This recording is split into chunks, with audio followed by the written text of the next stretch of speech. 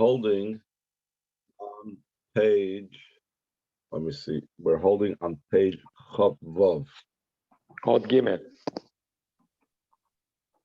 Is Gimel, correct. That's, as I mentioned in yesterday, it's in the third page of the copies.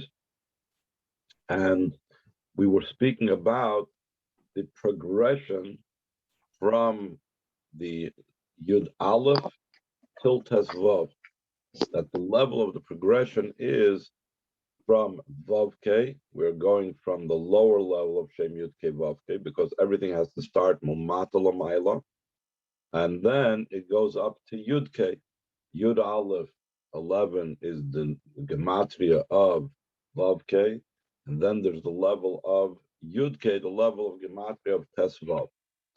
And ultimately, even though Yud K is progression and higher than the level of Vav K, but it's still the level of understanding. The ultimate level is to reach a level of Adala Yoda, a level that's beyond understanding, a level that's higher than Seder Shtalshlus, level that's hinted in the point on top of the Yud, that's beyond the intellect of Bina and even beyond the Havraka and the flash of Chach. So after we spoke about all of that, where do we go from there? Where do we go from the Adala Yoda of Purim? After we come to the ultimate perfection of the Yom Tov of Purim, which is Adla Yodam, the ultimate goal and purpose is that this entirely could come down in the entire year. As the Rebbe always emphasizes, it's not a one-time event. Any Yom Tov, any celebration, any type of situation that we are marking and drawing down the Hamshachas, it's not about just that day and that revelation, but it's about taking from that day and impacting the rest of the year. So, including this level, the ultimate and highest level of Purim, the level of Adla Yoda, has to come down also into the rest of the year. The Rebbe says this needs to be done in a certain progression as well, just like we said before, that we need to go through a certain progression till we hit the level of Adla Yoda. First, we have the level of Vav K, then we reach a level of Yud K till the level of Adla Yoda beyond any type of comprehension and knowledge. So too in the opposite way. Line 16. To be able to draw, to have the hamshach from the ultimate ascent and the ultimate elevation till the level of Adla Yada in the weekdays. For this, there has to be the intermediary of the Yom Tovim. What does that mean? There is the idea Yom Tov as well has a level of simcha, and through the simcha of Yom Tovim and through the ultimate levels of holiness that there is to be found in Yom Tov, so it comes down into the weekday. Interestingly, I also saw somewhere where the Rebbe says a very geschmackig concept. He says that even though there's a distinction between the simcha of Purim and the simcha of Yom Tov, the Rebbe always brings down that the simcha of Yom Tov is limited in comparison to the simcha of Purim, even though that there's the idea of Simach b'chagecha, Moedim l'simcha, Yom Tov is about simcha, even more so than Shabbos. Shabbos is more about Einig, Yom Tov is about simcha. Despite that simcha of Yom Tov, Purim transcends it completely because the simcha of Yom Tov has Hakbolas. The Rebbe always refers to the Rambam, that the Rambam said that they would appoint officers to be able to guard and make sure that the simcha did not get out of hand. Whereas on Purim, it's Adala Yada, there was no need and no concept of appointing officers, etc. So the Rebbe says that even though the simcha of other Yom Tovim is limited in comparison to the simcha of Purim, but the simcha of Purim as well shares and impacts and brings into Yom Tov the level of simchas beyond Seder Ishtalshlus. Interesting word that the Rebbe says. But here the point is that Yom Tov acts as a bridge through which the Simcha of Purim, the Adla Yada of Purim, the Yom Tovim throughout the year become a vehicle for transmitting the Adla Yada of Purim into the regular weekdays. So the Rebbe is going to explain what is the properties of Yom Tov that's able to act as a bridge between the weekdays and the Adla Yada. So he explains by Inim Bezel, line 18. The idea behind this is the Hina Yom Tovim Nekroim B'Shem Nekroim Kodesh. Yom Tovim are called Mikra'ei Kodesh. What's it mean, Mikra'ei Kodesh? Mikra is from the word calling of holiness. What's it mean, calling of holiness? In English, you look at some of the English translations, it says a holy convocation.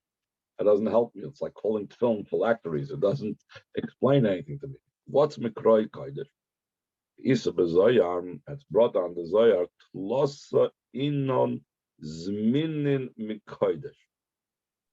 3 are things that are invited and come out and are drawn down from holiness. What does that mean? You have a level of holiness which is totally beyond the world, and then you like invite and call that holiness into the weekdays. He explains as follows. The majority of the Yom Tovim occur during the 6th weekday, since it occurs during the 6 days of the week. So what is happening over here? You have a weekday, and you're drawing down, you're calling holiness into the weekday. You're transforming the weekday and making it into a holy day.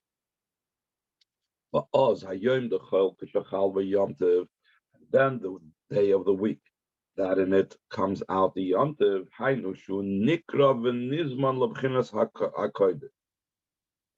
the Rebbe, the way he says it is a little bit different than what I said.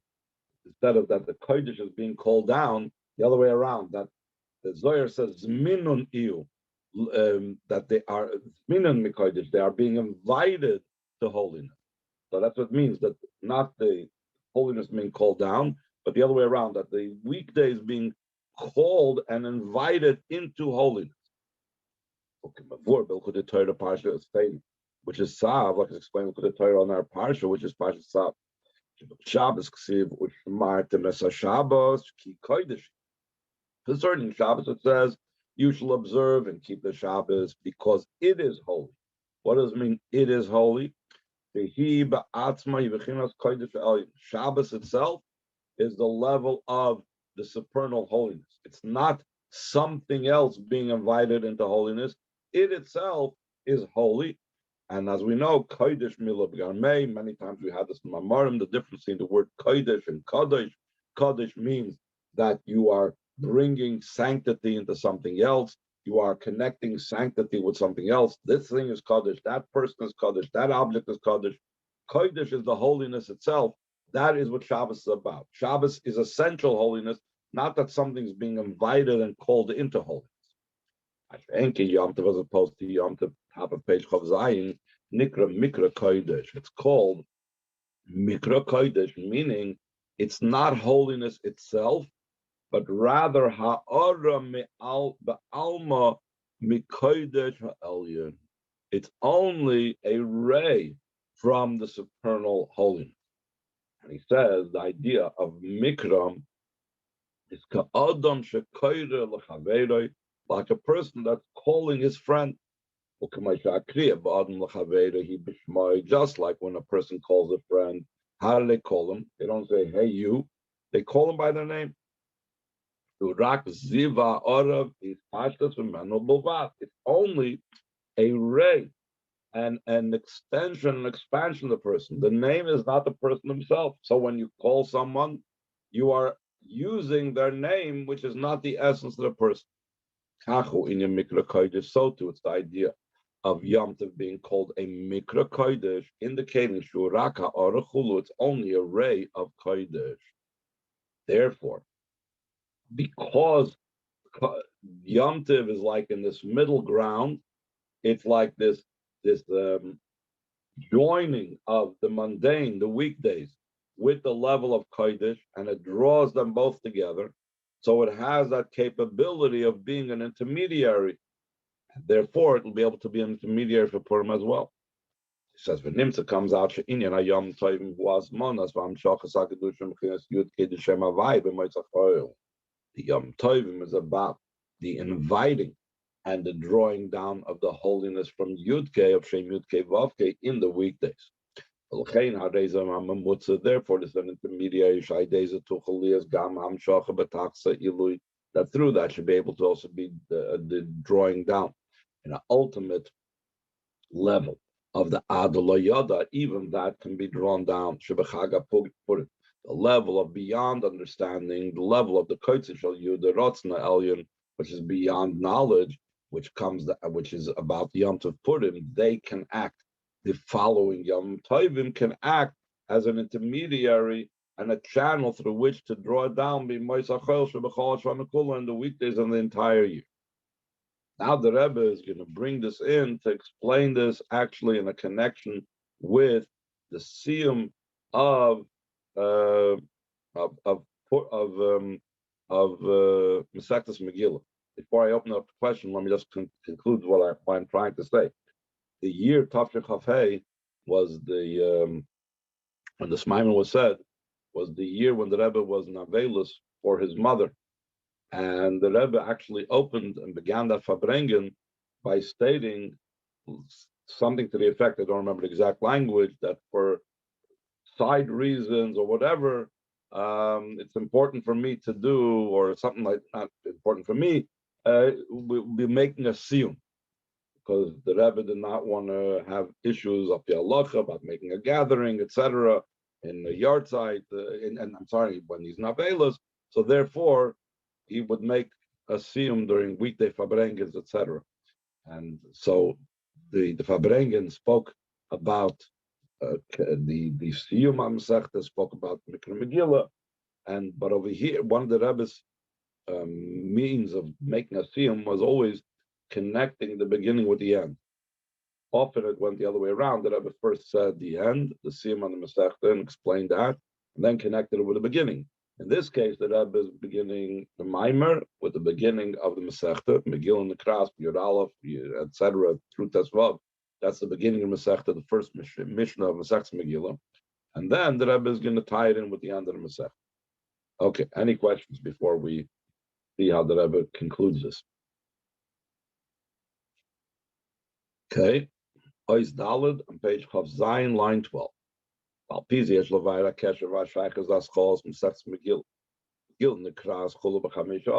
this, we could explain the connection and the between the beginning of Masechtas Megillah, which begins with this entire idea that Megillah is read by all those days throughout the 15th. In Siyum Masechta, with the conclusion of the Masechta, the end of Masechta Megillah speaks about the idea that every Yom Tov there's a mitzvah to speak about the matters of that particular day, of that particular Yom Tov. But Pesach, you need to study and learn about the halachas of Pesach on Pesach, the Hilchos Atzeres B'Atzeres, and the laws of Shavuos on Shavuos, and Hilchos Chag B'Chag, and the halachas of Sukkot in Sukkot. So, based on what we said before, it's understood the connection between the beginning of the Masechta and the end of the Masechta. This means after the perfection and completion of the days of Purim, Megillah Nekrat, the Megillah is read all the way to the 15th, the level of Yud Kei, and higher than the level of Yud Kei, the level of Adla Yada, higher than understanding at all. Then it has to be drawn down in the weekdays of the entire year. How is that? Through the intermediary of the Yom Tovim, which is why he brings in the end of Masechta, brings in Hilchos Pesach of Pesach, Hilchos Atzeres B'Atzeres, Hilchos Chag B'Chag, the halachas of Pesach on the Yom Tov of Pesach, and so on. Sheklalusam in general, these three Yom Tovim of Pesach, Shavuos, and Sukkot, and Gimel HaKavim. These are the three lines. Kava Chesed, the line of kindness, that's the benevolence, that's Avodas Avram Avinu, the Avodah Avram, who Inyan Hilchos Pesach, Pesach Avram is the Avodah and the Inyan of Pesach. As we know, that when the Malachim came, He served them the matzahs and b'chlal, the level of chesed is the mitzvah, is the level of Avraham Avinu. Pesach is also about Hashem's chesed to us and taking us out of Mitzrayim. Tava Gvura, the line of the left side, the severity. Avodas Yitzchak, Shem Pachad. The avodah Yitzchak was out of fear, like Yaakov Avinu said, that Pachad Avi, that the one who the fear of my father, that was the avodah of Yitzchak. That has to do with the halachas of Shavuos, what we study on Shavuos. Why does Shavuos have to do with Yitzchak and Gvura? They said, by the giving of the Torah, it says, the Kol Shofar Chazak Ma'od, that the sound of the Shofar was very powerful and very mighty. And the entire nation trembled. Medrash, like it's brought down in Medrash, another association with Yitzchak. The Kol HaShofar, that the sound of the Shofar, Haya Me'ashofar Shel Eilu Shel Yitzchak. It was from one of the horns of the ram that replaced Yitzchak after the Akedah, when Hashem told Avraham Avinu to not shech Yitzchak by the Akedah. So then one of the horns was used by the blowing of the shofar from Matan Torah. The other horn will be used to proclaim Mashiach's coming. So we see the association between Yitzchak and Matan Torah. Hilchas Chag B'Chag, Chag HaSukkos, the idea of the Yom Tov of Sukkos, Koyal Avodah de Yankov. It's referring to the Avodah of Yankov. By Yaakov it says, was a sukkahs to his cattle he made sukkahs. So we see the idea of sukkahs mentioned in connection with Yaakov. So again, why is this at the end of Masechtas Megillah? Because these three Yomim Tovim are the channels and the instruments through which the Adol Yodav Purim are transmitted through the entire year. The Yom Tovim Elu Nishlam in the time the Megillah Nekras, through these Yom Tovim is concluded and ended the idea of the Megillah being read in a way that comes down in the weekdays of the entire year. Okay, let's continue the eyes on the top of the next page. This is why after the conclusion of the Masechtas Megillah. Hilchas Pesach and Pesach, and the laws of Pesach on Pesach. Hilchas Tetzbat says the laws of Shavuos which should be studied on Shavuos. Hilchas Chag B'Chag, and the halachas of Sukkos on Sukkos. In the Hadron Allah Masechtas Megillah, we say at the conclusion of a Masechta, we say, we will return to you Masechtas Megillah. That we return again to the beginning of the Masechta, which the beginning of Masechta is Megillah Nekras, that the Megillah is read. Kriyas HaMegillah he be Moisach held after the reading of Megillah specifically during the weekdays. Loi b'yom Shabbos, not during Shabbos. Shari Megillah b'Shabbos, like Karina. We do not read Megillah on Shabbos. In the days when the calendar was established by Bezdin, where they were establishing it by the actual sighting of the moon, technically, the 14th of Adar would be able to come out on Shabbos. In such a case, if the 14th of Adar came out on a Shabbos, it would be like Rosh Hashanah that came out on Shabbos. Just like a Rosh Hashanah comes out on Shabbos, or the first day of Sukkot it comes out on Shabbos. When Rosh Hashanah comes out on Shabbos, you don't blow shofar. The first day Sukkot comes out on Shabbos, or any day Sukkot comes out on Shabbos, you don't take the lulav. The same thing in the days when Purim could come out on Shabbos, one would not read the Megillah. And for the same reasons. My time, what's the reason? It's all obligated in the reading of the Megillah. Not everybody is expert in reading the Megillah. So the Chachamim made a decree that perhaps he will take the Megillah in his hand, and he'll go to some that's expert in reading the Megillah to study it. And then he will carry the Megillah 4 cubits in Shtarab. So therefore, just like on Rosh Hashanah, the Chacham told us not to blow shofar when it's Shabbos, and the Sukkot told us not to take the lulav when it's Shabbos. The same thing, when Purim used to be able to come on Shabbos, the Chacham also made such a decree. These days that the calendar has already been pre-established by Hillel and so on, so Purim will never fall out on a Shabbos. But the point that the Rebbe is trying to say is that Megillah is only during the weekday. The reading of Megillah is only about the weekday. Not even in that intermediate time. We said there's the highest level, the Adla Yoda of Purim. Then there's the Yom Tovim of the 3 Yom Tovim of Pesach, Shavuos, and Sukkot, which act as an intermediary and a channel through which we draw down the Adla Yoda of Purim into the lowest thing of a weekday. But we also see this idea of the impact on a weekday, that the entire idea of the reading of Megillah is only in the weekday. So it's not, I feel it's not even read on the time that's like a Mikra Kodesh that's prohibited in doing work, or putting it a different way, that the Megillah being read is not during a time that's prohibited from work, because there was, as we know, Masechus Megillah, there was a svara, and actually Mordechai wanted to establish this, that the Purim should be prohibited halachically completely from doing malacha, even though it should be avoided anyway, going to work, etc., etc. But the point is that Purim is a time that it's permitted to do work. Meaning, the reading in Megillah specifically in a time when it's permitted to do work, and despite the fact that it's seemingly a very mundane and low place, we still know draw down such a day the ultimate elevation of Adla Yoda, and in a similar manner, just like in a weekday, when we could do work, we're able to draw down the Adla Yoda on the day of Purim. So in a similar vein, we could draw down from the Adla Yoda of the days of Purim in the weekdays of the entire year, like we said before, through the agency and through the intermediary of Yom Tovim,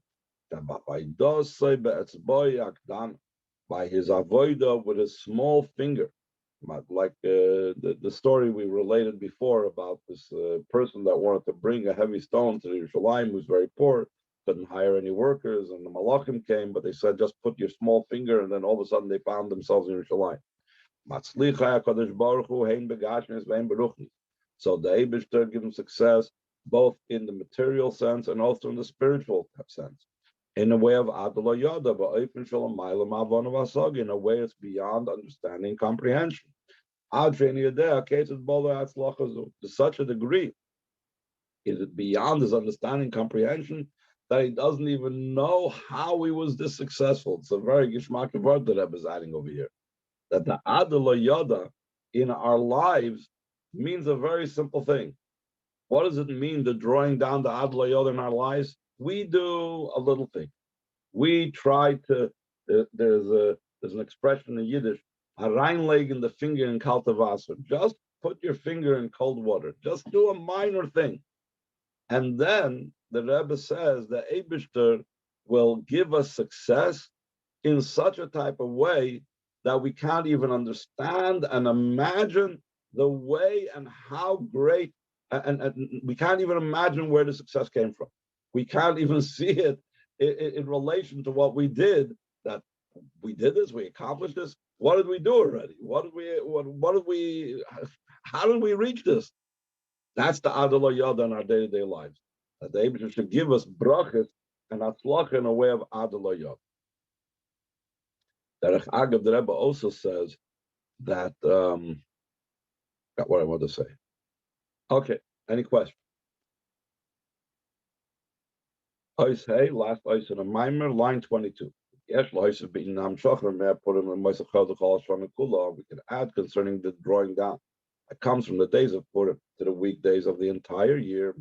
The key was she ended up Purim, or Lamaylam did the Vagbola, since the idea of Purim is beyond measure and boundary, Adla Yod in a way that he doesn't know, it's beyond understanding.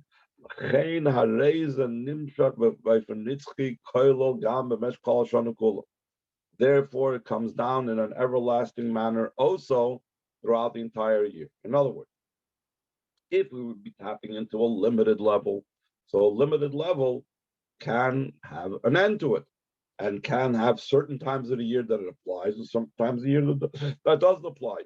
and certain years of our existence that it applies, and certain eras, certain periods where it doesn't apply. But since Purim is an expression of Adla Yada is completely beyond boundaries.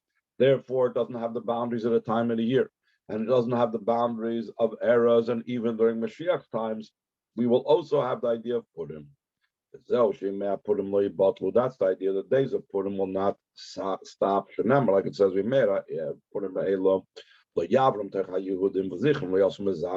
that the days of Purim will not pass from amongst the Eden, and their memory will not cease from their offspring, from their descendants. This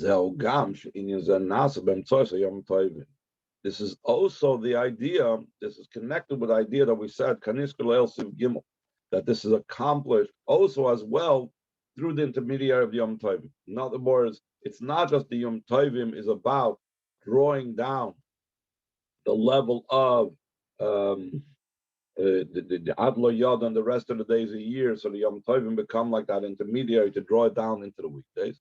But also the Yom Tovim are what brings us to this idea that we will have the days of Purim, the Yom Tov of Purim, existing even when Mashiach comes.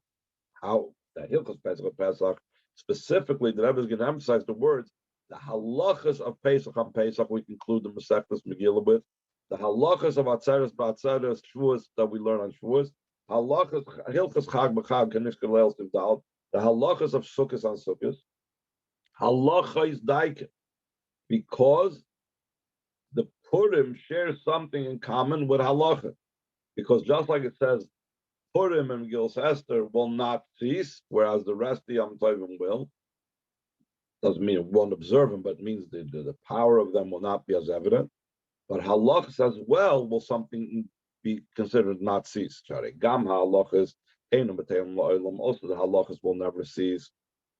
And therefore, that's the common denominator. By days of toil, through this we affect Gam through Meshach Kol Hashanah Kula Tiyim Mitziyusam Shel Bnei Yisrael Ba'ofen Shayin B'Teilim. That also, top of the next page, that the Mitzvahs of the Yidden throughout the entire year should be in such a way that they do not cease. Not just during Purim, that they are strengthened and empowered, etc., but even the rest of the year, they become empowered through Purim, that they stand fast. They stand with an everlasting power and might. They fulfill their mission in this world. Until they affect the building the third base of Migdash, which is an everlasting home. Again, all this everlasting has to do with the manifestation of Adla Yada, which is beyond boundaries. For the sake of the Eibishter, Shagambas Managol, so by the nets of Salavoy Chain Lehefsik, that also the times of Golus, the Eibishter is in such a way of being everlasting that he has no cessation. All this comes about in the way of revelation. That's also the idea of Megillah Meloshin Gilui Kedisa the Priyetz Chaim. The Priyetz Chaim says, despite the fact that on the one hand, Megillas Esther is the word Esther. Aster is Panabeyemahu. That we learn it out from the connected with the pasuk of concealment, because Hashem is seemingly concealed in Megillas Esther. But it's the idea of also Megillah from the word Gilui. So we're taking the Esther, the concealment, and we're being Megala it, we're revealing it. The Rebbe also in the Sikha explains this is also connected with what we said at the beginning of the Maimer, that the Yud Aleph shows on Vavke, and the Yud and the Tesvav says it goes on Yudke, is because this is the nature of the Megillah, that throughout there is hints at the Eibishter. So you have also, even in the Halachas of the Megillah, you have Hashem's name hinted in it, and then it will be B'kiyam Hayud. The Megillah will be an actual revelation when we fulfill the promise. When the glory of Hashem will be revealed. In all Yachtav, when all flesh will see together, Kipi Havaya Dibur, that the mouth of Hashem spoke. Any questions?